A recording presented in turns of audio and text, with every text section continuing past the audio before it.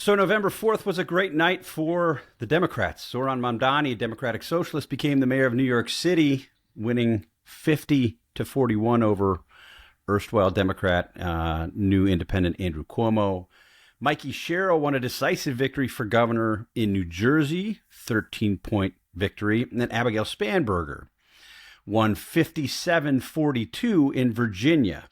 And Democrats won many important contests further down the ballot in these states and elsewhere. What does this all mean at this moment in the Trump administration and this moment in our politics?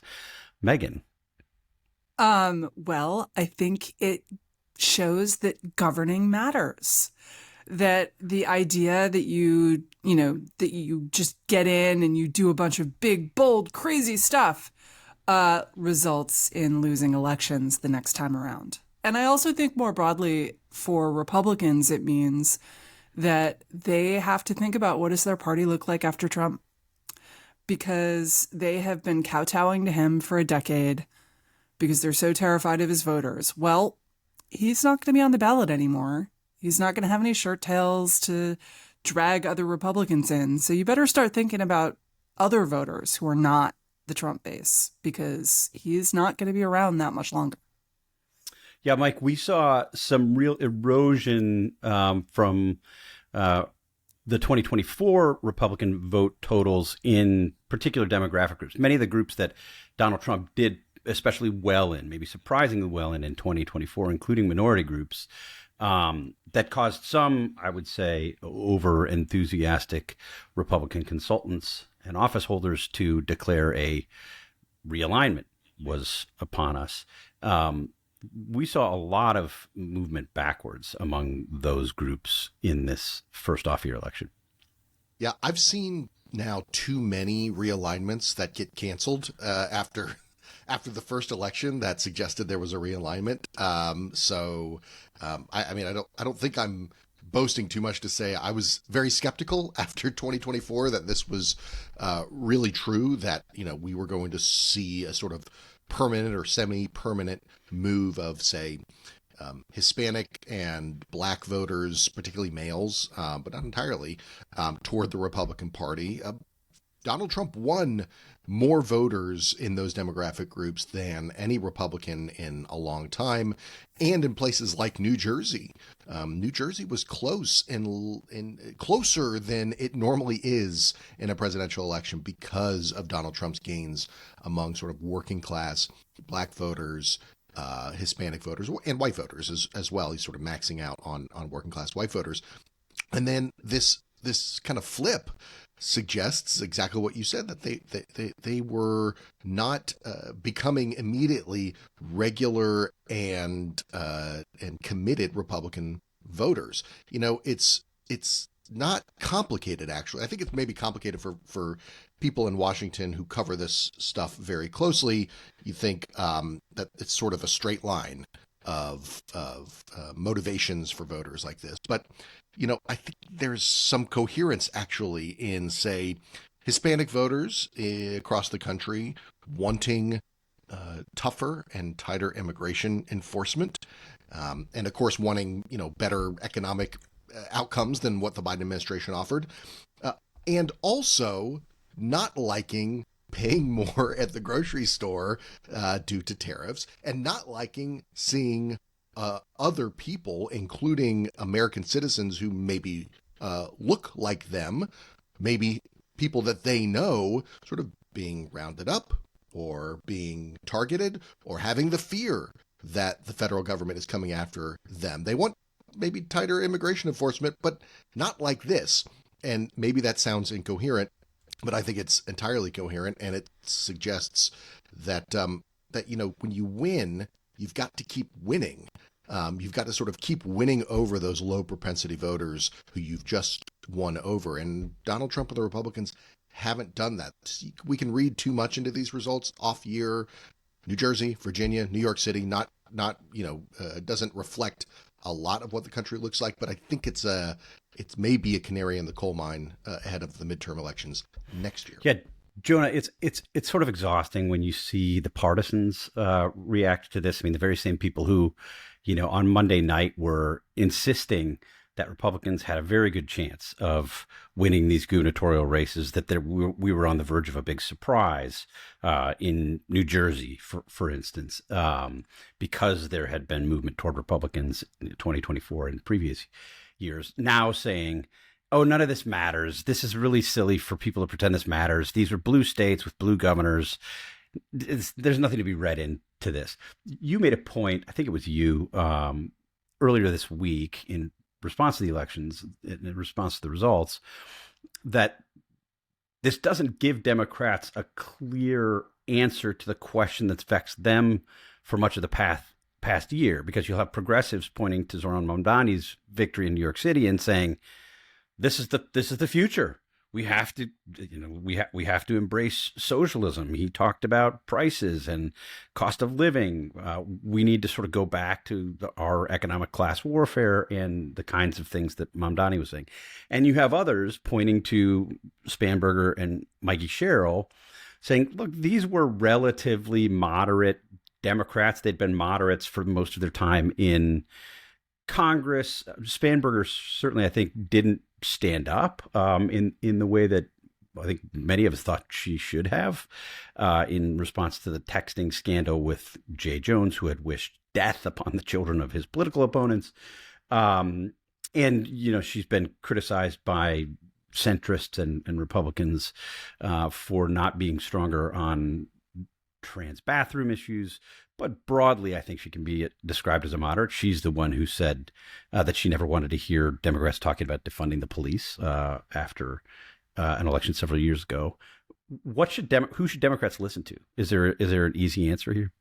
Yeah, so that was me. My ideal scenario would have been for Mamdani and Jay Jones to lose, and the normie or normie adjacent Democrats to win by big margins. I think that would have been the best possible thing for the country, maybe long-term best possible thing for the Democrats, worst possible thing short-term for the Republicans, best possible thing for the Republicans too, because it'd be good for the country, because I've come to the conclusion you cannot have only one sane party. Because if one party's insane, it gives permission to the other party to be just a hair less insane. And instead, every faction of the Democratic Party gets to say, we are the future, and that's a problem. And in this sense, I think what it does is it actually puts the lie to this refrain. The Wall Street Journal's made this point. A bunch of people made this point. But, Trump says, oh, this was all because I wasn't on the ballot. Republicans can't win when I'm not on the ballot. Some people are hearing a dog whistle about him being on the ballot again in 2028 and all that. I'm not sure that's the case. But he likes to play those games. But the truth is the Journal and a bunch of other places said he was on the ballot. He just simply was on the ballot. Like pretty much everywhere, Democrats got 39 to 42%. It was basically 41%, very close to where Trump's approval rating is. The simple fact is that, and Trump has a point. Because Trump can turn out a lot of low propensity voters who like him, but don't like voting, think it's a hassle, don't really follow the issues, don't really follow politics. But, when Hulk Hogan and Alex Jones and whoever else says come out for Trump, they come out. And otherwise they don't. And so we always talk about, people confuse the electorate with the population, with, the presidential electorate, with the midterm electorate. And these are all different populations at different moments, different snapshots in time. But I think it's fair to say that among the politically engaged, define that as you will, Trump, his net negatives are enormous. And so only presidential elections can get the non-politically engaged reliably involved. And so it makes total sense that on an off-year election, during a government shutdown, even though, again, how many times have we said this on here? The government shutdown is technically and literally the Democrats' fault. But people think they put it as part of the general chaos and tumult of the Trump presidency. And they are not wrong to think that but for Donald Trump, we wouldn't have a lot of this chaos. And so they're voting about the wrong direction feeling. They're voting about the government shutdown. And it shows that in places outside of New York City, like in New York City, Democrats have to focus on affordability, not globalizing the intifada, and they'll be fine. Yeah, outside of New York City, if they focus on just sort of being normal and good schools and safety, and they don't give Republicans low-hanging fruit, stupid reasons to beat up on Democrats, they'll be fine in the Trump era. And I love that. I love your phrase. If they focus on being normal. Yeah. Like, well, it's so simple, and it's honestly such good advice, right? Yeah. I mean, I feel like a durable majority is available to any party that will just try to be normal for 5 minutes. But think about it. Sadly, that party does not seem to exist in our country. I mean, just don't be crazy. I mean, if either party just had the attitude that you have when you go in for a bank loan, they would be a majority party. But they cannot get their act together enough to sustain that sort of charming but sober and serious sanity long enough to hold on. Because the second they get in power, they start doing stupid crap too. Well, that's a good transition to our second issue. We'll have plenty of time to talk about the politics of this and to look forward to the 2026 midterms. But I don't want to spend too much time on the politics here, because I think Mike is right. It's possible to overread these results, and a lot of people are doing it. But one prediction, just to key off of what Mike says. I know we got to move on, but there are tea leaves here that suggest that the gerrymandering craze for the Republicans could wildly backfire on them, and that will be fun to watch. And that too would be good for America. That would be great for America.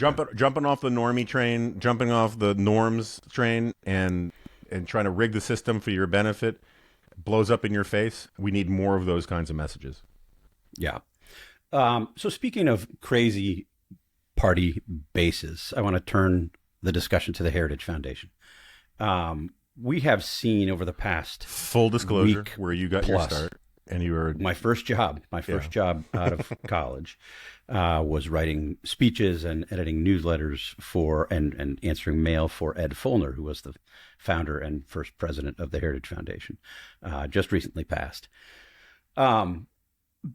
Big hubbub about the Heritage Foundation over the past weekend. Mike, I'm going to let you give us kind of a big picture description of what's happened. People who listened to my interview earlier this week with Tim Chapman got a sense of how another longtime Heritage alum sees this. But I thought it was worth spending a little more time on this because I do think this debate that we're seeing play out in the context of the Heritage Foundation is about much more than the Heritage Foundation and its current leader. It's about the conservative movement. It's about the Republican Party. It's about the sanity of our politics today. Mike, can you just walk us through what happened here and why is everybody talking about the Heritage Foundation? You know, it's tempting to begin farther back than I really should. In the beginning, there was the word. Exactly. I'm imagining, young conservatives in like khakis, like, drumming and, some big monolith like from, 2001: A Space Odyssey. No, I won't start there. But we'll start here. Last week, Tucker Carlson released an interview on his X, formerly known as Twitter, interview podcast program with a young man named Nick Fuentes, who is best known for being a prominent online neo-Nazi troll who is not trolling, who believes, purports to believe all of the terrible things that you might expect a neo-Nazi to believe. He embraces the term. He's an apologist for Adolf Hitler and the Nazi Party. He doesn't like Jews. He doesn't like non-white people. And he is prominent. Maybe not as prominent as maybe the mainstream media and sort of far-right folks might want you to think, but he's prominent, and he's a prominent leader of a group of sort of online right-wing far right-wing neo-Nazi folks, young men mostly, called Groypers. Right. Tucker Carlson has an interview with him that he publishes last week. It is 2 hours long. It is full of softball questions and playful back and forth. A little pushback here and there from Tucker that is perfunctory, I think, is the best and most accurate way to describe it. Tucker seemed a little appalled that Nick Fuentes also admires Joseph Stalin. That was a bridge perhaps a little too far for Tucker. But he has this interview with Nick Fuentes, and online a sort of furor and anger at this happening begins to boil over. It begins to be directed at all kinds of people who have been associated with Tucker Carlson, including and especially the Heritage Foundation. The Heritage Foundation, under Kevin Roberts, its president, has had this sort of long recent history, if that makes sense, with Tucker Carlson, embracing him, having him speak at their events, paying him as a part of a sort of media partnership, essentially putting ads and other media partnership kind of things that happen on Tucker Carlson's show. People start demanding that the Heritage Foundation disassociate from a man who would platform a neo-Nazi. And not an unreasonable thing to request of a once august think tank. That's my opinion.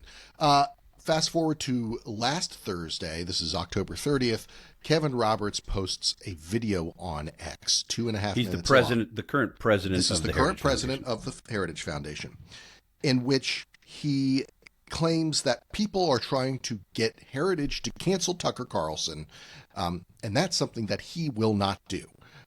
He referred to a venomous coalition of people trying to get Heritage to distance himself from Tucker Carlson. He, again, says some sort of perfunctory, we don't like, we abhor anti-Semitism type of language, but otherwise says we're standing by our friend, Tucker Carlson. That is when the proverbial, what, hit the fan within Heritage and outside of Heritage. You had just kind of an explosion of outrage happening. Lots of conversations happening between former and current Heritage staff members. Certain Heritage staff members, some of whom were Jewish and some of whom were not, expressing this very quaint idea that Nazis are bad on Twitter, sort of responding to this by saying, no, Tucker Carlson doing this was not a good thing and is not something that Heritage should be associated with. It's been sort of an ongoing struggle session for Kevin Roberts since then. He released a statement the following day after this video, reiterating that Nick Fuentes is somebody he abhors and whose views he abhors, standing by Tucker Carlson. There is just, Steve, you and I are doing reporting all over the weekend, trying to figure out what's going on. Is the board going to get rid of Kevin Roberts? They hadn't. Kevin Roberts is still out there speaking. He speaks at Hillsdale earlier this week on Monday. Again, not really distancing himself at all from Tucker Carlson. All of this culminates in a Wednesday all-hands meeting with Heritage staff, in which the only way I can describe it is a large number of Heritage staff members reading Kevin Roberts the Riot Act, telling him they don't have confidence in his leadership, that he's had a lack of courage and leadership in dealing with this. Kevin Roberts kind of took it. He admitted that he made a mistake making the video. He didn't really get specific about what that mistake was. And we can go into further of sort of what happened in that meeting, the audio of which was leaked to me and other reporters, the video of which was eventually published, even though it was supposed to be private. But suffice it to say, there is that divide you talked about within the conservative movement between what I would say is sort of more traditional, small L liberal, freedom-focused conservatives and a growing and powerful far-right nationalist and what I would say is a bigoted side of kind of right-wing intellectual thought and if you can call it that, and politics. and it's that fight is happening right now within the Heritage Foundation. And I'm not convinced I know who's going to win. I will say, after listening to that meeting in which Kevin Roberts had to listen to people tell him he was being a bad leader, I thought for the first time in a while that perhaps the more small L liberal freedom conservative side had a little more fight in it than I had previously thought. So that's the long and short of it. I probably missed something. No, it's a great summary, and there are even more details. We'll get to some of them. Megan, let me just start with the simplest question. If you're not paying attention to this and you don't care who Kevin Roberts is and you don't understand, you didn't read the reporting about why he was brought into Heritage 4 years ago, why the previous administration was sort of shown the door. Why would the head of a conservative think tank stand up and defend Tucker Carlson's platforming, I would say amplifying, of a white supremacist? Yeah.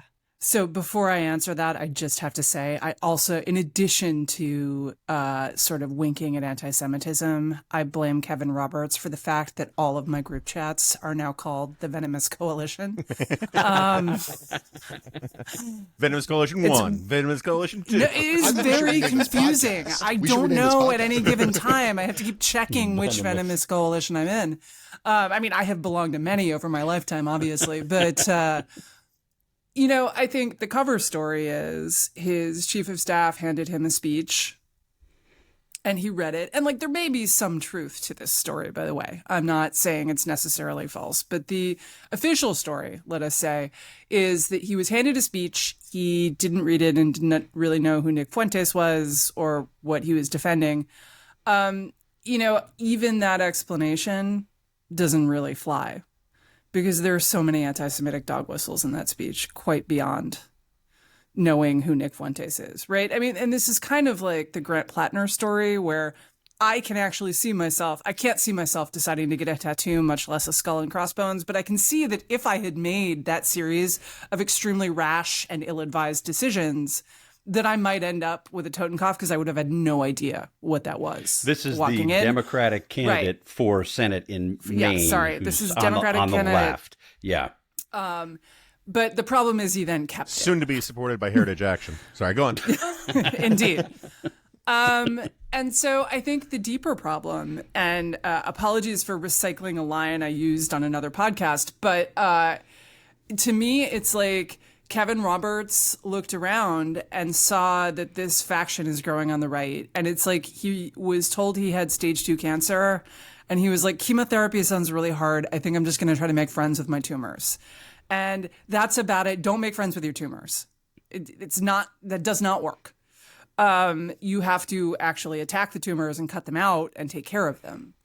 Unfortunately, it is really unpleasant. Chemotherapy is terrible, as anyone who has had cancer can tell you.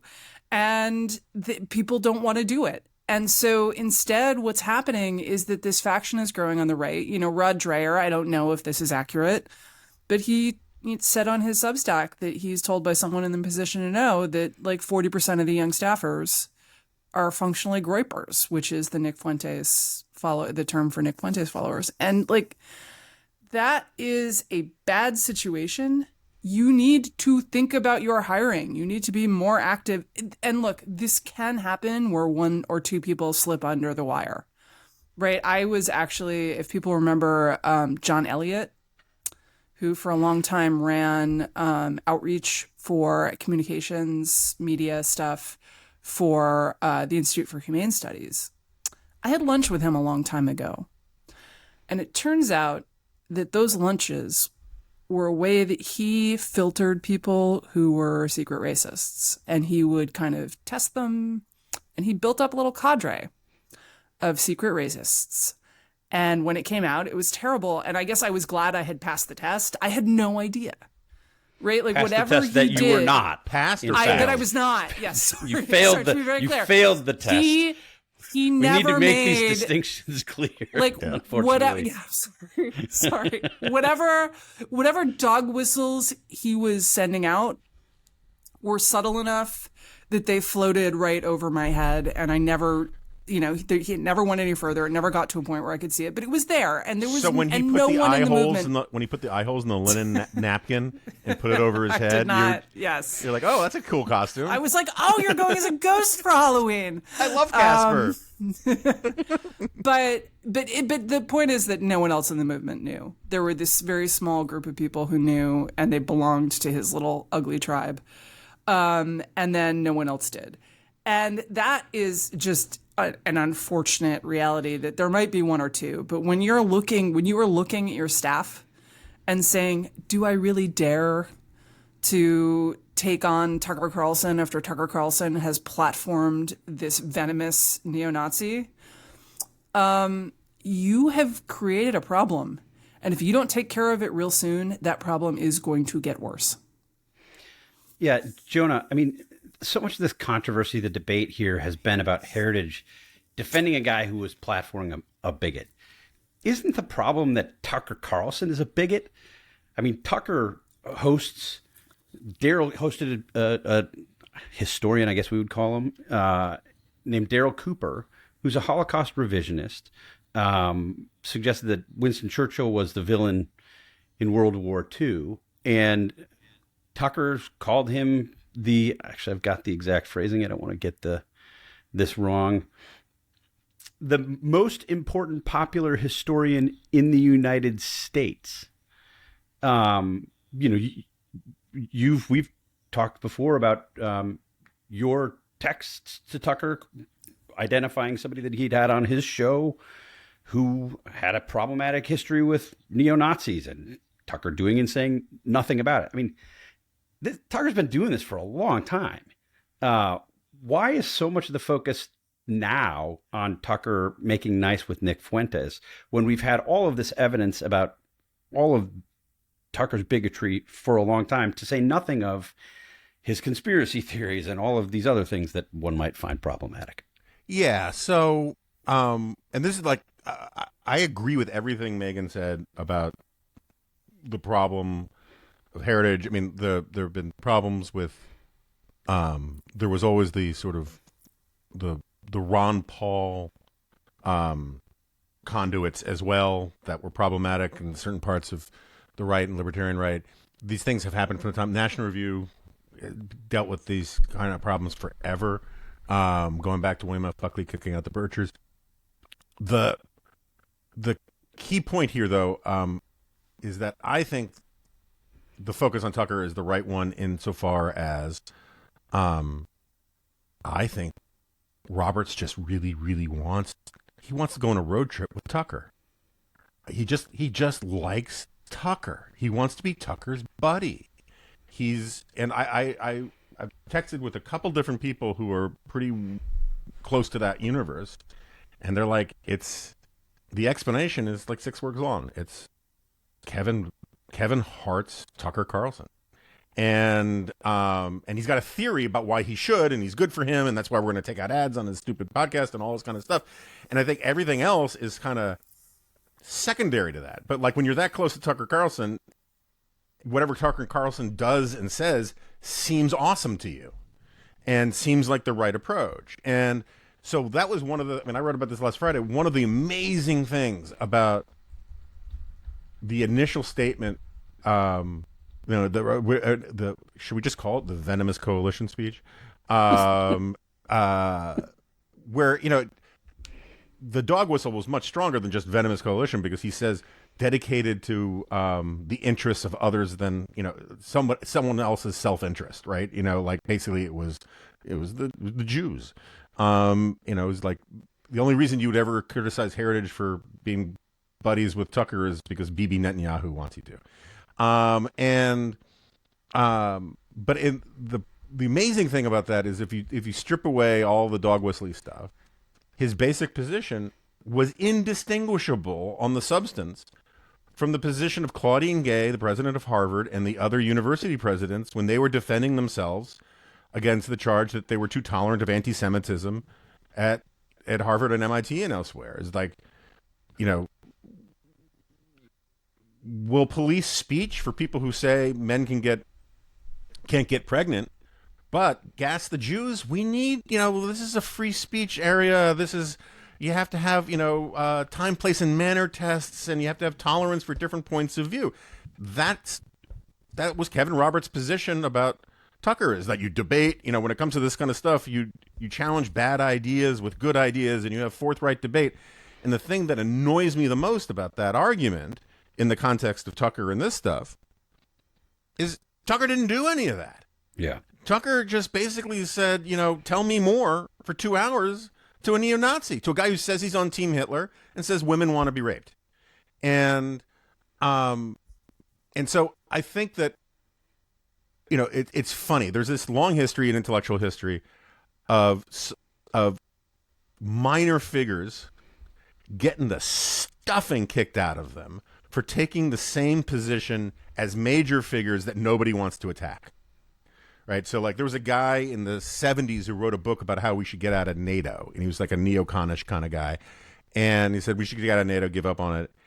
And everyone on the sort of foreign policy hawk right went ballistic against this guy. But all he was doing was basically taking the same position as Irving Kristol. But no one's going to attack Irving Kristol, right? Similarly, it's really easy to go after Nick Fuentes, but none of these guys have the courage to go after Tucker Carlson. Right. And similarly, all these guys love to talk about how, and even the anti-Semites are chicken shit, because they love to talk about how terrible the Jews are and how terrible Israel is, and how America has been bought and sold by the AIPAC and all this kind of stuff. But they won't criticize Donald Trump, who happens to be arguably the best friend the state of Israel's had since Harry Truman in the Oval Office, because that would actually take courage. And so much of this argument, so much of this debate stuff is people scapegoating easy targets or straw man targets, rather than actually saying, no, look, Tucker is poisonous to the right. He is not a courageous journalist who asks hard questions. He's a fundamentally, forget anti-Semitic, he's anti-American. He has done kiss-ass interviews with several world leaders who are implacable foes to the United States of America. He is taking the side, essentially, of the Axis powers against the Allies in World War II with his interview choices and the way he pushes back on some things and says, tell me more to other things. He has bought into Buchananism on steroids. And Buchanan, look, I have a soft spot in my heart. I've always had a soft spot on my heart for Buchanan. I've known him since I was a baby. He was friends with my parents. But Buchanan became anti-American 30 years ago. And he's written over and over again anti-American books saying that we've gotten it wrong since the end of World War II, or actually since the beginning of World War II. And Tucker, people love to play this game. Is he serious or is he being cynical? And I'll stop here, but my theory about Tucker is it's not either or, it's both and. I can give you 6 or 7 maybe examples of how he does something initially for cynical reasons, for transgressive reasons, to target opponents, to make to cause an uproar and a controversy that's good for him, and then he gets attacked for it, and then he gets defensive. And he convinces himself, no, I'm actually right on the merits, and he doubles and triples down on a cynical entertainment strategy that becomes an ideological conviction. I've seen him do it time and time again. It's in part what happened to Pat Buchanan, is that when your friends all say, "Go Pat, go," or your superfans say, "Oh, go Pat, go," you start listening to your superfans when your critics and your friends say, "Oh, Pat, maybe you've gone too far," and you start to become a caricature. And that's what's happened to Tucker. It's how dare you say, I'm making up this thing about, being visited by a demon in my sleep, and say it was just my dog scratching me. So I'm going to triple down on my new demonology BS, right? He does this over and over and over again. And because people like him and he's charming, and because he panders to the intellectual vanity of really uninformed people, which is the essence of conspiracy theory mongering in the first place, is the beauty of being a conspiracy theorist is that you give people who don't know anything a chance to feel like an intellectual. That's what Candace Owens does. That's what Tucker does. And it works, and it's popular. And Kevin Roberts loves that kind of popular. The history of the conservative movement falling in love with people who have an appeal to youthful energy is a very old one. And he's no different in that regard. I just don't think he has any friggin', talking about Kevin Roberts, he has no friggin' idea about how to run an actual intellectual institution for the betterment of the conservative movement and the American people. So there's a lot to chew on there, Mike, but I think maybe the most interesting thing, TBH, is that Jonah is texting with Gen Zers. You're getting lots of text that says Kevin Hart's Tucker Carlson. I was translating it. I mean, that's for the language of you guys. So. You are doing your best to prove that you are not Unk. That's for sure. Steve, can I say something about what Jonah said about Kevin Roberts doing this because he hearts Tucker? And because I think you can see a through line here throughout the sort of the Trump era and the takeover of the conservative movement, whether it's Kevin Roberts at the Heritage Foundation or Tucker Carlson or other folks in the sort of Fox News conservative media space, or Trump himself, or a lot of the people within the Republican Party and the conservative movement who sort of who we all know, who we have all talked with, who don't like Trump. They don't like what he's done. They say that privately and do something different publicly. That's sort of a theme of this podcast of talking about that phenomenon. Saying different things publicly. No. I meant I'm bringing up that phenomenon. But I think there's a through line here where you have people in power and influence and influential positions who do things for cynical reasons or for personal reasons or for things that they think will advance them. And achieve their own personal means, personal ends. And what happens is you have, whether it's a sort of a general public, or I think what is most concerning with this Heritage episode is a sort of young people who don't see the cynicism, who don't see the self-dealing or the self-promotion that's going on with all of this decision-making to embrace more radical or more more extreme sort of positions, rhetoric, those sort of things. That youthful energy is that those people are trying to sort of play up and take a part of and sort of maybe, suck up so that they still have some relevance and youthful energy themselves.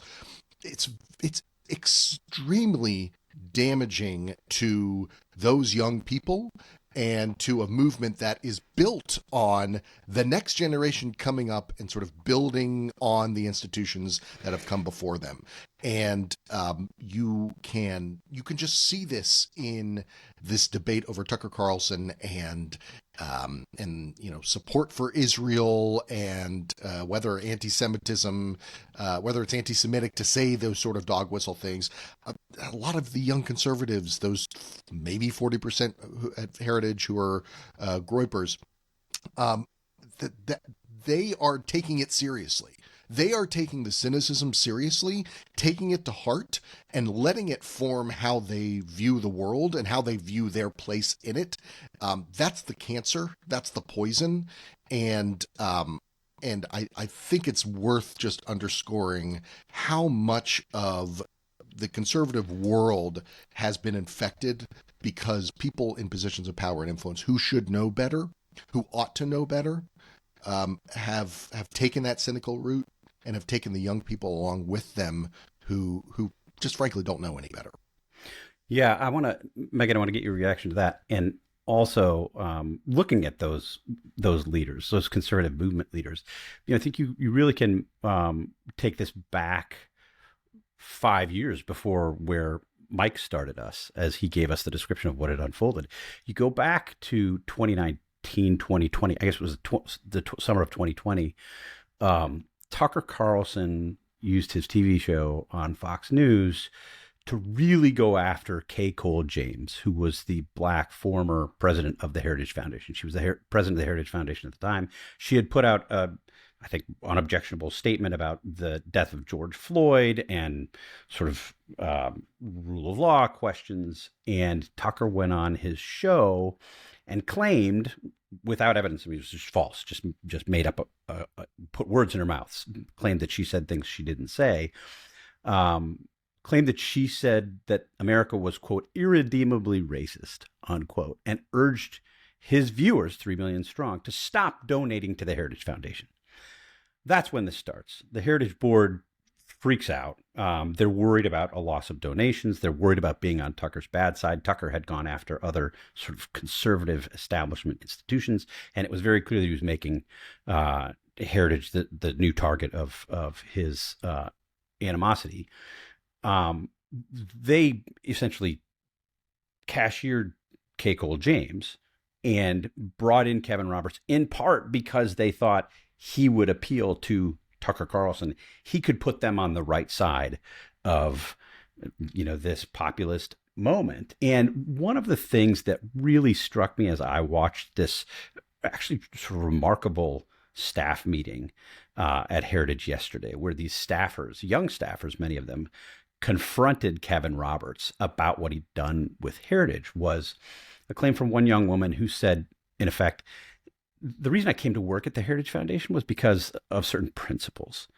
And in watching you operate, she said to Kevin Roberts, it seems as though you don't care. There are no principles. You don't care about principles. It's all about getting on the right side of this one guy. And I thought that moment, maybe better than just about anything we've seen, captured sort of what's happened on the center right over the past decade, better than just about anything, because it's conservative institutions, it's conservative politicians, it's classical liberal intellectuals, it's, pro-free market economists who are now for tariffs. I mean, there is this incredibly disorienting, I don't even know what to call it, disorienting trend where you have people who once sort of stood for certain things, represented certain principles, made arguments based on those principles, who have just capitulated across the board.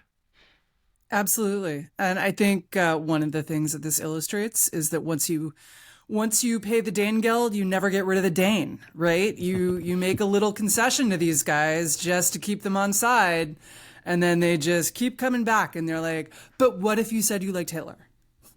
And that is a good reason not to start. And I think it goes back to, look, I think all of us in 2015 had a very different expectation for what our future looked like, what our career looked like. Then, I was excited for the next Republican administration because I was going to be well sourced. I was going to, have the kind of access that I was watching my liberal friends enjoy in the Obama administration. Megan. And then everything blew up. And this is more true for you guys than for me, because I'm a libertarian. I've always at least been on the fringe. And then people had to decide what sorts of accommodations they were going to make and how they were going to handle it. And the movement split into the Never Trump side and the Hold Your Nose side and the I Love Trump side. And then the Never Trump side split into the well, what if we just became Democrats and what if we just stayed like we are and huddled, became conservatism in abeyance, all five of us huddled together for warmth in the cold, bleak light of what was happening to American politics. Say our names, Megan. Say our names. Mike, Jonah, Steve's. And that the people at Heritage made the worst of all of those choices, right? Is that they decided to lean into it.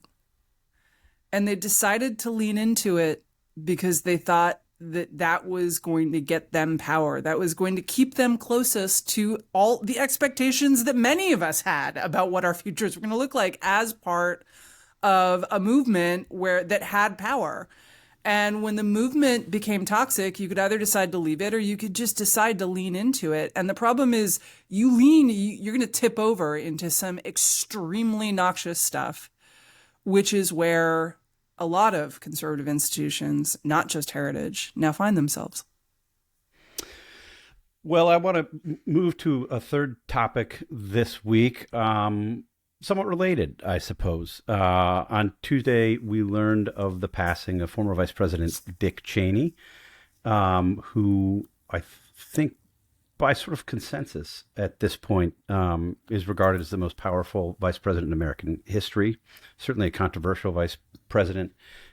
Jonah, I'll start with you. What do you see when you look back at Dick Cheney's legacy, not just as vice president, but his sort of influence on American politics over the 40 years he operated sort of at the highest levels of U.S. government?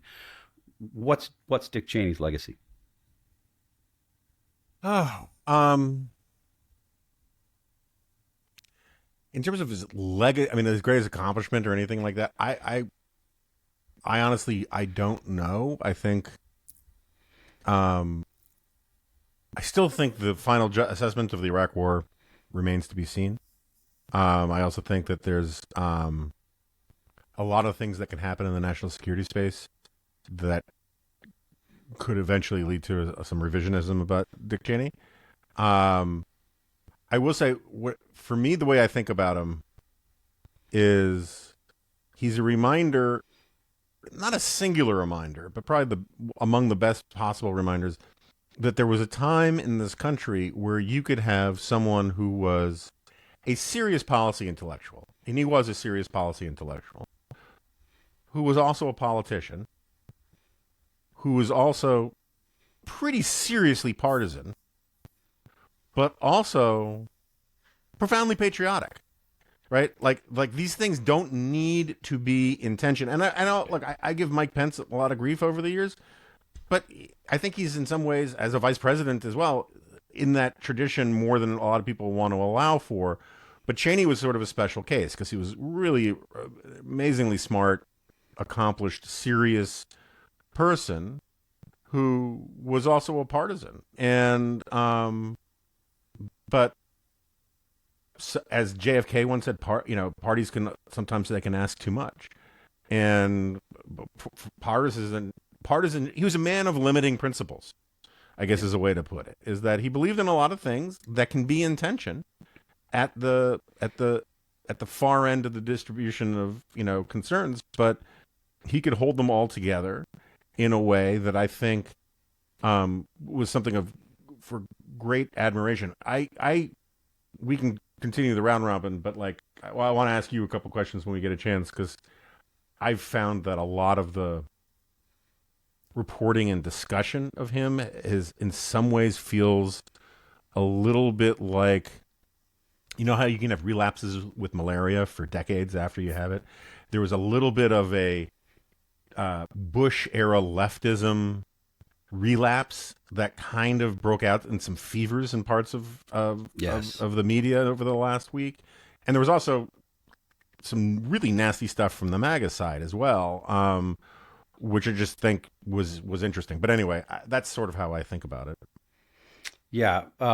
Megan, one of the interesting things, so I wrote a biography of Dick Cheney, published in 2007, spent a ton of time with him, did a bunch of research on it. And one of the most interesting and surprising things I learned while I was doing that work was that, for somebody who had come to be thought of as Jonah says, as a partisan, because he was a partisan, and as a sort of deeply ideological conservative, Cheney kind of didn't come to Washington that way. He was a Republican by accident. He got a fellowship to do some work at the U.S. Capitol, and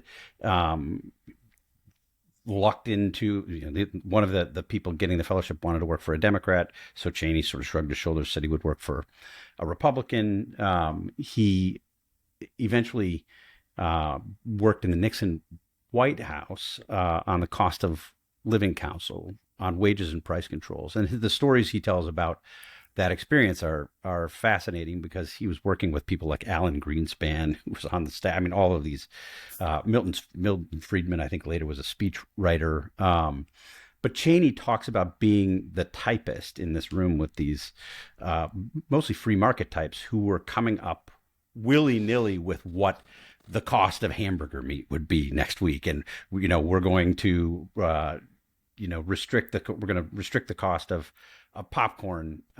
Unpopped popcorn was going to be subject to these price controls, and popcorn was not going to be subject. It's totally random. And Cheney told me that moved him pretty dramatically in the direction of free market economics.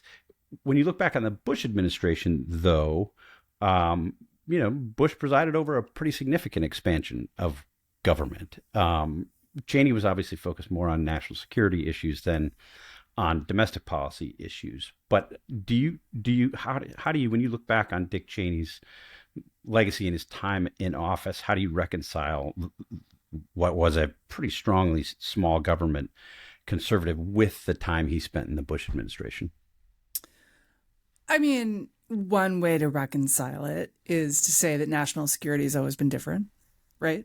Another is to say that it's always harder to be small government in practice than in theory, right? In theory, I can tell you about all the great things we could do. We could replace Social Security with a series of private savings accounts and so forth. The voters don't like those things. And that has made it, I think that has made it really difficult for Republicans to come up with an agenda that fits the principles. The libertarians can just hang out there and be like, nope, just get rid of Social Security and Medicare. And that's all very well, but that's not going to happen because the voters would freak out. And conservatives who hope to wield power have to make compromises. They always do. One of my favorite stories from the Bush presidency actually was not about Cheney, alas, but it is that his advisors, they knew they had to do the Farm Bill in order to get fast track authority so that they could go to Doha and negotiate the next round of WTO tariff lowering, trade barrier lowering stuff. That did not work. Sadly, Doha failed, not because of the U.S. It failed because other countries sort of rebelled. And that was the end of the ever-expanding free trade of decades before. But so the Farm Bill is just larded up with all sorts of protectionist garbage that in no way fit into any kind of conservative theory. But like his economic team just says, well, we got to do this. That's the trade-off. We got to do this. We get the farm state senators to vote for fast track. And then we go to Doha and we get really serious liberalization. And they all just kind of assumed Bush knew this because like farm subsidies, so bad. And they go into a meeting and as they're wrapping up, someone offhandedly, jokes about all of the stuff in the Farm Bill being bad. And Bush looks at them and he's like, what do you mean this isn't a good idea? And like no one had ever gotten around to telling the president that this Farm Bill was full of crap because they just assumed. And I think that is, especially for someone who's not a domestic policy guy, right? Who ultimately was his heart, I think, better than I, but I think his heart was in foreign policy, not domestic. Undoubtedly, yeah. The domestic stuff, there's always going to be trade-offs like that because it's so easy to not pay attention to. The other thing is that with domestic policy, unlike with foreign policy, or I should say even more than with foreign policy, so many moving parts. Yeah. So many like tiny little things you're doing and it's hard to keep track of all of it. And eventually I think that gets overwhelming and people just kind of stop. Paul Ryan kept to the faith till the end, but right. It's really difficult. Well, your story actually is very illustrative, Megan, because I think that is what Dick Cheney did. He was certainly an ideological conservative during his time in Congress, as Secretary of Defense, as Vice President, but he was also very pragmatic and sort of had been from the beginning of his career. And I remember, I think it was the first interview I did with him for the book, was at the vice president's residence in 2004, shortly before the reelect, maybe the summer before the reelect.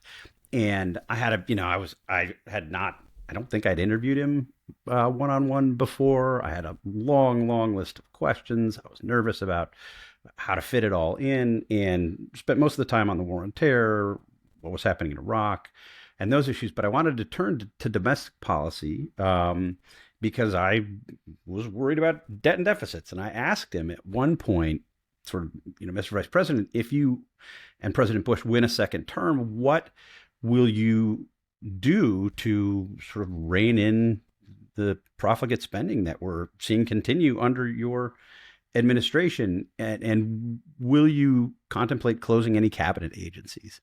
And I remember he looked at me like I was totally crazy. Like, what are you talking about? Why would you ask that question? And went on to explain that this was not a time, they needed Democrats' support on a wide variety of war on terror issues. And this was not a time to antagonize them with sort of radical proposals about dramatically shrinking the size and scope of government. Not that he thought these departments should necessarily exist. And he voted against the creation of the Department of Education. He opposed a lot of what the government was doing, but he wasn't at that moment with what he saw as higher priorities going to take that shot. Mike, when you look back on the Bush administration and Dick Cheney's role, what do you see as his legacy? Well, I actually think I think about Dick Cheney more holistically about his entire career, starting from, a young staffer in Washington to becoming deputy and then actual chief of staff to Ford, and then his time in Congress and his time as defense secretary and then his time as vice president.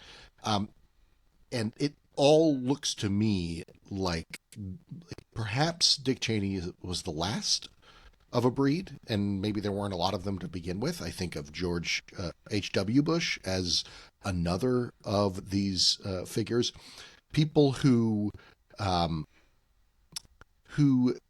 knew and understood because they had been there and worked there and seen so many different aspects of our system of self-government. Dick Cheney was in line to be the Republican leader in the House before he was picked to be the Secretary of Defense. So he understood leadership in the House.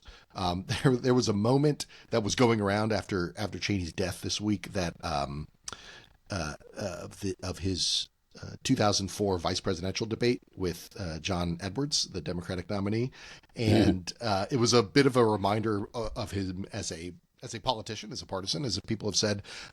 But it was a great reminder too that he had a foot in the Senate as well, because he sort of uncorked this real zinger about being the president of the Senate. As in his duties as vice president, and his having met John Edwards, a United States Senator from North Carolina, for the first time that evening on the debate stage. It was a great sort of political moment, but just a reminder as well.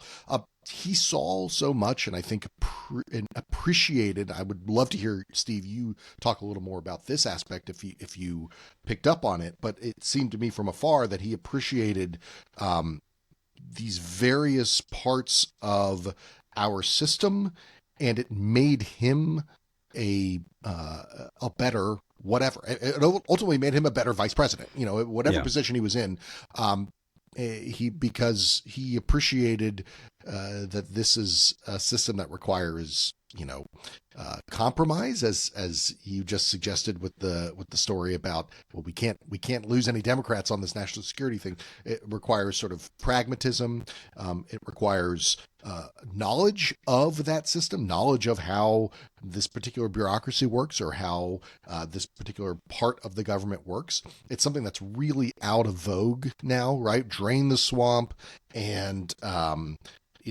Cheney is the swamp, and there are a lot of bad aspects of the swamp and the sort of permanence of the federal government. But I think Dick Cheney represented the positive side, the good side. And I think it's ultimately what drove him to oppose what Donald Trump is doing. It's sort of antithetical to everything that he was about. It's how I remember it. But I would love to hear you talk a little more about that, Steve. Yeah, I mean, I think that's right. The contrast with Donald Trump is so striking. Cheney initially, I think out of partisan instincts, sort of went along with Trump's nomination, gave him a perfunctory endorsement in 2016 because it's what good Republicans do. And then I think came very quickly to think that that was a bad decision and that Donald Trump would be a horrible president. The contrast between the two, I think, couldn't be any more striking in so many ways because, Mike, I mean, as you say, Cheney really was a master of subject matter. We ran a piece this week from Shannon Coffin, who was his lawyers for late in the Bush administration, vice president counsel, late in the Bush administration. And he said something that I heard, I can't even tell you, dozens of times as I was interviewing Cheney's staffers for the book, and that was he's the most impossible person to brief on anything, because inevitably you find that you're telling him about some, legislation on energy policy, and he will talk about the debate that he participated in as Gerald Ford's chief of staff in 1975 when this, new technology was just happening. And he could do that all the time. And it became difficult for especially younger staffers to inform Cheney about anything. And he took, I think, great pride in his mastery of the subject matter. And, Donald Trump is somebody who thinks that asylum in the immigration context means that foreign countries are emptying their mental institutions. And he thinks trade deficits are foreign countries stealing money from the United States, taking money from the till. He doesn't care about policy. He cares about wins, and he cares about being a showman. Trump, does these rallies and will speak for 2 hours, and there will be an occasional sort of glancing touch on policy, but it's not at all about policy. It's not why Donald Trump got into politics. Donald Trump got into politics for the show, and because he found it amusing and he thought he could be an entertainer, and because he wanted to be admired, adored. Cheney, sort of throughout his career, one of the more interesting aspects of his career was that he often took the opportunity not to put himself in the spotlight. He would take the more boring job. It saved his career, perhaps in a couple of different moments. He had done good work in the Nixon administration early and was rewarded with a position on the president's reelect campaign, and was told he could go actually from the administration into the campaign proper and work for the committee to reelect the president. Creep. Cheney turned that down in favor of a boring policy position on wages and prices.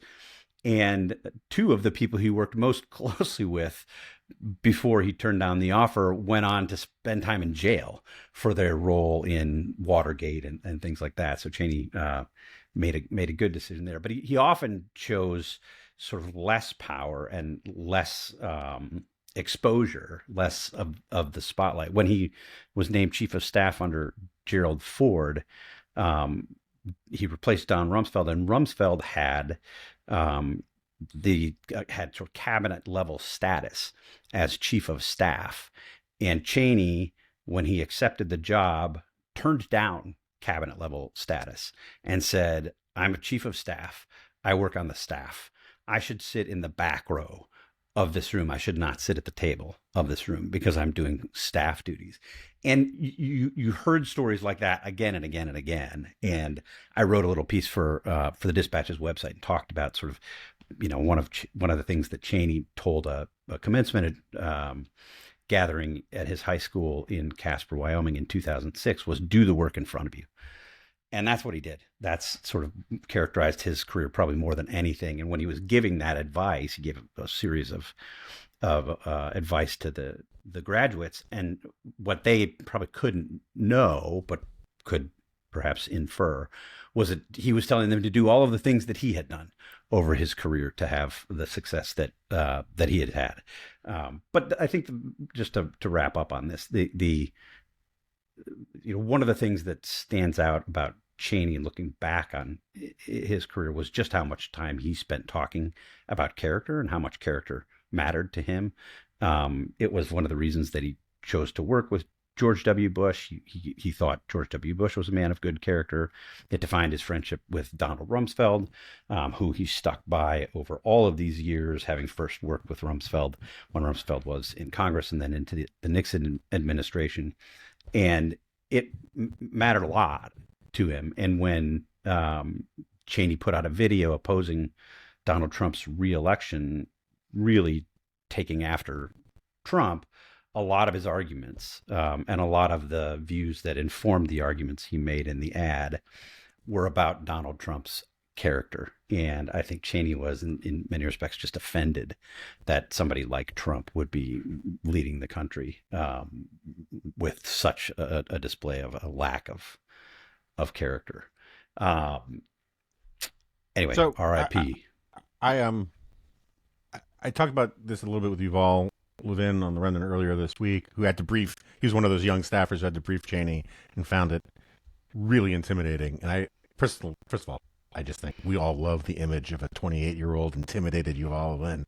Right. It just warms the You've cockles. all being Yes, intimidated by anyone, right? I mean, yes. Because Yuval is now that person Exactly. who you start Right. talking 100%. to and explaining something, and he's like, yes. Yeah, exactly. I remember when I was talking to the president about that. But there's a thing in your book, you talk about it, about a debate that basically a younger Newt Gingrich and a younger Dick Cheney had in the late 70s, early 80s, and it's worth, how to put this. So Sarah Isgur, our colleague Sarah Isgur, often will make the point that you have to look at when a Supreme Court justice was nominated to sort of understand their philosophy, because they're put on the bench to deal with certain controversies and issues of that time. And as those issues get resolved, they become kind of disjointed from the future controversies, right? And so Cheney grew up in a universe, this is partly channeling Yuval here, but Cheney grew up in a universe that just sort of assumed that Tip O'Neill was going to be the Speaker of the House forever, right? That the Democrats were going to be, that the House of Representatives, and really Congress, but truly the House of Representatives, was simply a Democratic Party institution forever. And I think that informed a lot of Cheney's views about giving more power to the executive.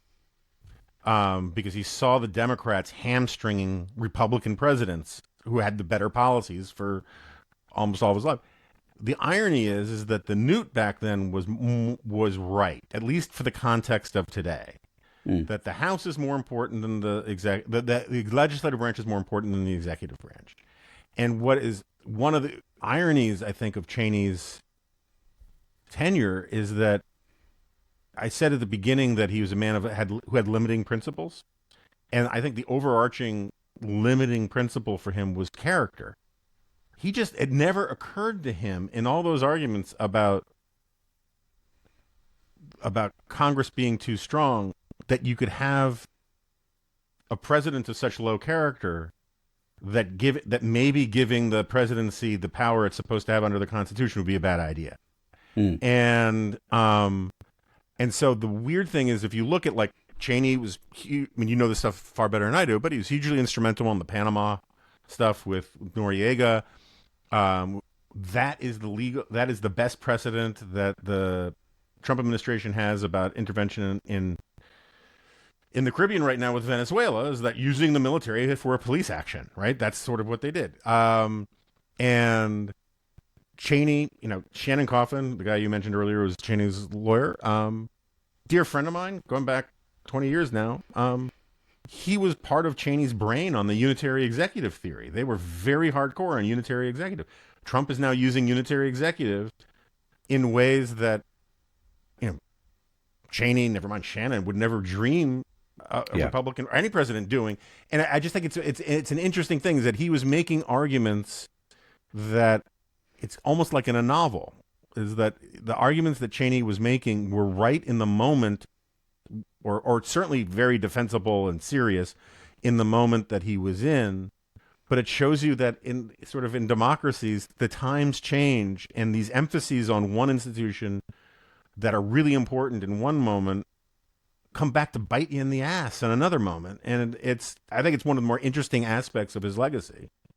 Yeah, I mean, fascinating to look back at that. And I wish I'd had the opportunity to ask Cheney today what he thought about his arguments about a strong executive in the context of the Trump presidency. But I think I'd point to another reason that he was such a proponent of strong executive back in these early days when he was in Congress in the late 70s and early 80s. And it was, I think, less about the partisan makeup of Congress, although I'm certain that was a factor, and far more about the fact that in the post-Watergate years, Sure. Ford presidency and beyond, you had seen Congress work hard to restrict the ability of the executive to operate, particularly in intelligence matters, for reasons that are understandable, but Cheney certainly thought were regrettable. And he thought that what Congress was doing at the time really hamstrung the president in a way that made the president less effective, particularly in moments of potential national emergency. And so he made that argument. The debate with Newt Gingrich, as it happened, was at AEI, and took place, I believe, the day after Dick Cheney was elected to congressional leadership. He went to AEI and made an argument that Congress should have less power, and that it was encroaching on executive power. And one of the reasons I thought that was so interesting in the context of Cheney in the Bush administration was because so many people who, in effect, thought history started in 2000 with the beginning of the Bush administration, and I include in that many of the journalists, most of the journalists who covered the Bush administration, thought that what Cheney was doing was an obvious attempt to accumulate more power himself and for George W. Bush, because he was obsessed with power and he wanted to do this. And in fact, he was making this argument for decades and began making it at a time when it would have meant obviously less power for Dick Cheney. It was just one of the ways you made this point in passing earlier, Jonah. One of the ways in which I think he remains one of the most misunderstood public figures of our lifetimes.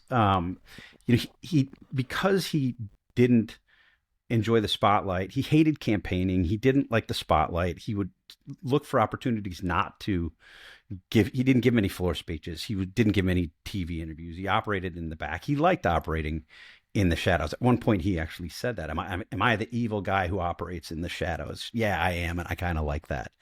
Was he playing a giant harpsichord or something at the time, or a organ? He was. I mean, he didn't always operate that. When he was chief of staff for Ford, Ford asked him to be sort of the main backgrounder for the media, and Cheney explained policies to the media all the time. And Ron Nessen, Ford's press secretary, said to Cheney when the administration ended, Gerald Ford would not have had the good relations he had with the media were it not for you, Dick Cheney, and your, management of media relations for the Ford White House, which is, deeply ironic. In the Bush administration, he didn't want to spend time with journalists. He didn't think that was part of his job. And he thought, importantly, that if he spent time with journalists, it would make George W. Bush trust him less. You'd begin to read stories about Dick Cheney feels this way, Bush feels this way.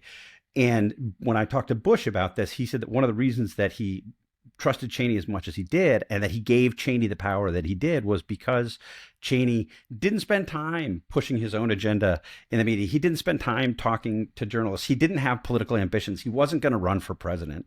And the reason that Dick Cheney ended up having so much power was because George W. Bush wanted Dick Cheney to have so much power. But it came at a cost, because I think too many journalists, this happened back then, certainly happens today, in the absence of information, fill that vacuum with their own speculation. And they did that about Dick Cheney, and the speculation was largely that he was up to no good. And I think that shaped his legacy. It was one of the reasons that he was, his popularity ratings were low, which was something that he and Bush loved to joke about the entire time they were in office together. Well, thanks for indulging me on Dick Cheney. I think at a time when the country could use more examples of leaders of character, he will be missed on a personal level. Anyway, certainly by Lynn, his wife, Liz, and Mary, his daughters. but also on a broader level. We could use more men and women of character in our politics and in leadership positions. Last point, I want to get to not worth your time today. There was a court case that unfolded in Washington, D.C. this week. I'm not sure if you followed it or how closely you followed it, but it's the curious case of Sean Dunn. Sean Dunn was a Department of Justice career official who happened to stop in a subway for some nourishment on August 10th. The sandwich chain, not correct. What Megan and I call the best mode of transportation in New York City. Not the subway in New York City, the sandwich shop. And after he picked up his sub, he saw Custom and Border Patrol officials in the neighborhood, became quite frustrated, shouted at them, confronted them, and eventually got so exercised that he threw his subway sub at an officer. The Justice Department tried to charge him with felonies. That didn't take the grand jury. So they are going after him with a misdemeanor, and his court case unfolded this week, and it led to some sort of interesting testimony. Greg Larimore, who was the officer on the receiving end of the thrown sub, testified that Dunn became really irritated and started yelling obscenities before throwing, quote, a Subway-style sandwich that struck me in the chest. Larimore testified, it smelled of onions and mustard, which exploded all over my chest. A lawyer for Dunn disputed this claim, showing the officer a photograph of the sandwich on the ground, still in its wrapper, and asked him, can you tell if it's a turkey sandwich? Lettuce? Tomatoes? Larimore testified that he couldn't really tell, but he had mustard stains on his uniform and noted from the photo, it looks bent and out of shape. Before I get to my questions to you, let me say that nobody should initiate a physical confrontation with law enforcement officials, even if it's just throwing a sandwich. I do have to point out the irony. It's a bit rich that the Trump Justice Department, working under a president who pardoned more than 1,500 participants in the January 6th attacks, including people who hit police officers with flagpoles and bludgeoned them with fire extinguishers, are going after the subway attacker. My actual question to you is whether any of you get mustard on your subs, if you get a sub, and what your favorite condiment is. What is the best condiment you can possibly get? I'll start with you, Mike. I do enjoy mustard on a cold cut sandwich, any kind of sub or cold cut. There was a moment where I was really, I'd grown up and I had gotten into Dijon mustard. I've come around. Happens back around to so many of our young men today. I know. But I've actually come back around on yellow mustard, which feels like a childish condiment, but it's actually fantastic on, it's the only thing I put on hamburger. It's the only thing I put on a hot dog besides pickle relish. So maybe pickle relish. I love so many condiments. It's, variety is the spice of life. And, but I'm at this moment in time, it's going to be yellow mustard. Megan? For a sub, I have very strong tastes in subs, and it starts with never getting them from Subway. For sure. There goes our sponsorship. Sorry about that, guys. Look, my favorite sub sandwich, my favorite deli sandwich is a roast beef on rye with butter and salt and pepper, which is, if the roast beef is really nice and rare, only if it's rare. If that is brown or gray, not happening. But when it's really nice and red. But if I'm going to get a sub, it's either a meatball or an Italian. Mm-hmm. And if you're going to get a meatball sub, you should definitely not put condiments on it unless the condiment is mozzarella. Right. And if you're going to get an Italian, it is oregano, mayonnaise, and oil and vinegar. because I grew up in New York, but I went to school in Philly.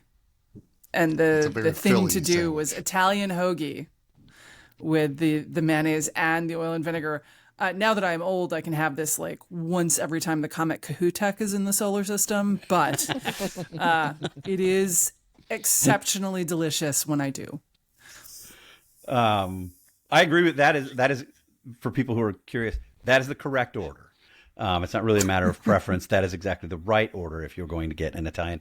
And I think the Italian is almost always the thing to get, far more than meatball. I mean, the meatball has its charms. I had a meatball sub for dinner last night, or half of one, and it was Quick question, it was Megan. Can't do the meatball. ace. Before we move on from Philly hoagies, chips on the hoagie. How do you feel about that? That could be a condiment. I think that's more of an ingredient. Okay. But I was never a potato chip on sandwich person. I'm not against it, right? I will not like kick that sandwich off my plate. Got it. it But at I'm a kind cop. or throw it at a cop. And like, but I'm kind of a purist, really, on the, Yeah, I would say, I mean, we're getting perilously close to the kind of Jesuitical fights about our hot dog sandwiches here, but I would not say that chips on a sandwich are an ingredient. They're close, but they're not a condiment either. They're closer to a garnish. But we will have to I send. think it depends on how many chips. I'm agreeing with Jonah way too often in this podcast. This doesn't happen. That's By the way, exactly does the anyone- right way to look at it. In the north of England, they make French fry sandwiches. That's a thing. And in It's Pittsburgh. called a chip buddy. Yeah. Yeah, no, and that's yeah. So So why not? Why can't we have a real chip sandwich? Just chips, maybe with some condiment to hold it together. Because condiments, the liquidity would take the one thing that recommends a chip, which is the crunch, right? So it's a real dilemma. I mean, maybe mayo could. I don't know. Yeah, I feel like mayo might do it. We need to find a sponsor and really do this debate right. But you know how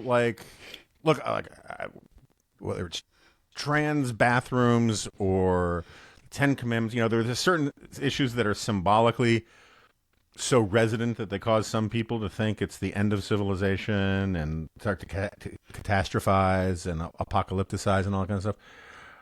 One of the closest times I ever came to going into that mode was visiting Arthur Avenue in the Bronx, which is really the last real Little Italy in New York, because the one in Manhattan is essentially an Epcot Center kind of thing. And the Chinese allow it to still exist. But there's a real Little Italy, or at least there was 10 years ago, on Arthur Avenue. Some of the greatest serious Italian subs you can get anywhere in the world. And I go there, and what do I see? A Subway sandwich franchise on Arthur Avenue. And I don't believe in hate crimes. I don't believe in violence or anything, but I wanted to club every person who left the Subway. Like, there was a Subway literally next door to this 90-year-old Italian sub place. And people were going into that one and getting Italian, getting with the translucent gray rainbow prism oil turkey that Subway has. Anyway, I think there's a problem. There's a small problem with the question, insofar as when you say, can mustard be on a Subway or on a sub, or first of all, we have to get an argument. Is there a difference between a sub and a hoagie and just a very large, like a Grinder? Yeah, they're grinder. It's sort of like asking, of course, and the answer is of course. Like if you're doing a ham and Swiss kind of deal of some kind, I argue that ham requires some kind of mustard. But it's sort of like asking, what's the best eating utensil? And it depends on what you're eating, right? Like a fork is great for some pastas, but it's terrible for soup. And vice versa with the spoon and the knife and whatnot. And so I think having blanket categorical positions about certain condiments can lead you astray. It's a form of Jacobin thinking. And but so my favorite condiment, I don't use it all that often, certainly not on subs, but I will tell you, I make a fantastic horseradish cream sauce. Mm-hmm.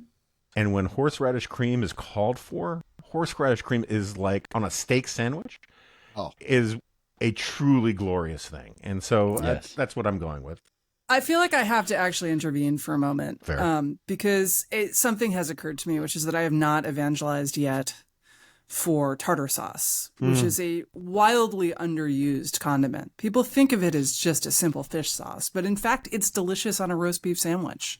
I could see It that. is delicious in many applications, and you should be going into the back of the fridge, getting out that old bottle of tartar sauce, and seeing what applications could take you to new sandwich heights. Do you use it on things other than roast beef and fish? Well, so I prefer it on French fries. I don't actually eat fish, so I do eat it on fried shrimp, which I do eat. But yeah, I've put it on a ham sandwich. It was pretty tasty. Yeah, no, really, turkey. No, that sounds very disgusting. good with the turkey and cheddar. Because the pickles and vinegar in the sandwich kind of pick up. So basically, you think of it as a souped up mayo. Yeah, it's like it is basically kind of like, you know how some people will sub in aioli for mayo. I will often sub in tartar sauce if I have it. I don't always have it, but when I do.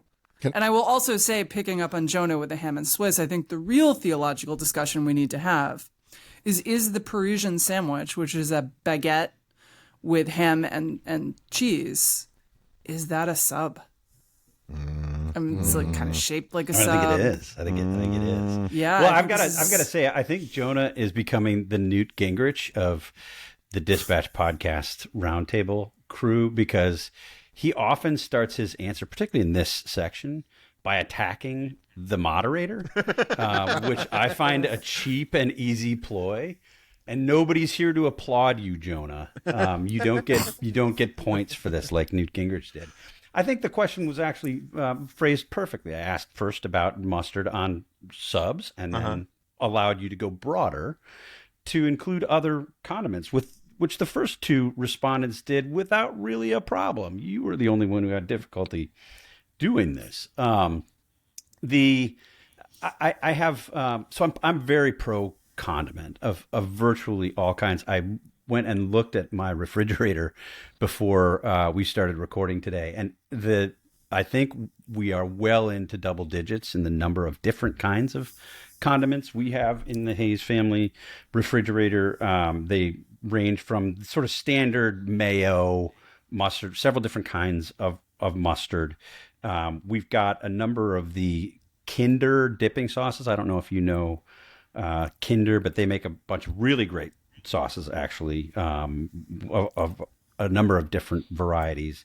One of them is the creamy horseradish sauce, which Jonah mentioned. I do love a good creamy horseradish. Yeah, creamy horseradish sauce is pretty great. There's, of course, sriracha. And sriracha gets you into a whole other category of condiments, which I think is actually the right answer, at least for me, is sort of any kind of hot sauces. Yeah. I'm very pro aioli with hot sauces mixed in, whether it's, like the Tapatio Mexican hot sauce mixed with an aioli, or it's sriracha, some kind of sriracha aioli, a jalapeno sauce aioli. I don't want to get too Jesuitical here, but like, I'm open to the idea that hot sauces are condiments, but at the same time, in the context of a sub, like, a condiment is something that provides a certain sufficiency of liquidity, and that's not how we use hot sauces, right? Hot sauces. So you definitely do want to get Jesuitical here. We didn't even touch on the fact. I love the fake protest. I don't want to get, but let me. But I also would say that I will be heartbroken if Megan disagrees with me. I'm not sure about you Philistines, but by far the most important ingredient for a really good, particularly an Italian stub, is the quality of the bread. And Yeah. I think crappy And the bread meat. ruins And the meat. Yeah, most of those. I mean, like good cold cuts are better than bad cold cuts. I agree with that entirely, and particularly for things like roast beef, because the rareness thing is a real issue. But like, the whole reason they're cold cuts is because Italian peasants 500 years ago needed to figure out a way to store meat through winter, and so they can stand up to a lot. They're pretty sturdy things. If you have bad bread, Totally agree. I just think it's all wasted calories. So I agree. It's a good point. But you're wrong about hot sauces. Hot sauces are absolutely a condiment. Pickle relish is a condiment. There are a wide variety of condiments. Potato chips, not a condiment. But hot sauces are a condiment. They're not only a condiment, they are the best condiment. I wrote one of my first freelance pieces after graduating from journalism school was visiting the Fiery Foods Festival in Reno, Nevada, and covering what was then an industry in its infancy, with just a couple $2 billion in total sales. Now it's obviously taken off. But hot sauces are not only a condiment, but the best condiment. And I rest my case. And the best hot sauce, if people have want to experiment a little bit, is something called Valentina, which is a Mexican hot sauce. They make it both in just typical straight hot sauce variety, and then they've got an extra hot with a black label. And if you go into Hispanic food stores, you can get a big bottle of it for like $2.50. I would like it if it were $10.50, but the fact that it's $2.50 does a lot of good too.